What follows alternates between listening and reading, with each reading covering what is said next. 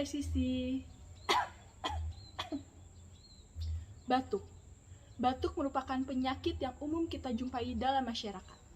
Tapi, tahukah Anda, batuk dapat menyebabkan berbagai macam penyakit dan menyebarkannya kepada orang lain. Oleh dari itu, saya, Bribtu Melvi Pravitasari, akan menjelaskan etika tata cara berbatuk yang baik di masyarakat agar tidak menyebabkan penyakit kepada orang lain. Mari di sini.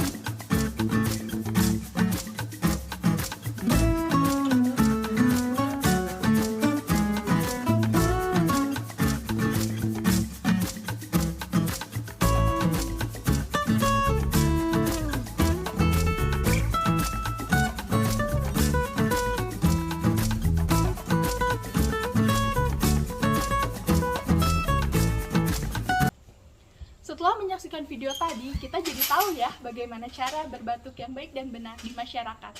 Ayo, kita laksanakan etika batuk saat berada di dekat orang lain agar tidak menularkan penyakit pada orang lain. Saya, Bribtu Melvi Pravitasari, salam presisi.